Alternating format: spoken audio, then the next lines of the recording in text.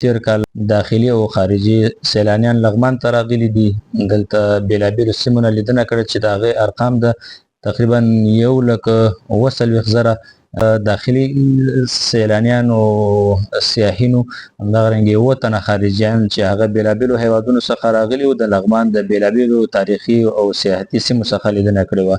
همدغرنګه سږ کال د اولنۍ دوروبې چې دغه تقریبا 6 میاشتې کېږي، نو د لغمان ولایت د مختلفو سیمو څخه چې لیدنه کړې ده، نو هغه تقریبا 3,000 شاوخوا داخلي سیلانیان دي او 4 تنه بهرنیان دي چې هغوی هم د لغمان مرکز مهترلام بابا موږ تاریخي سیمه لرو.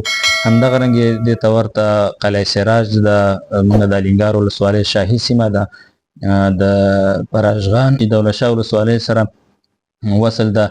نو همدغرنګې یعنې د لغمان کې داسې ګڼ شمېر نور هم ځایونه موږ لرو چې هغه د تاریخي دي او د لیدلو وړ سیمې دي. دغه ځایونه لیدنه شوې ده. د دې ترڅنګ اماراتي مسؤلینو کوښښ کړی چې دوی دپاره سهولتونه برابر کړي. نو د عامو خلکو لخوا هوټلونه هم جوړ شوي دي د دې دپاره چې دغه سیلانیانو هغه ستونزې راکمې شي او د لغمان دپاره هغه پام زیات شي.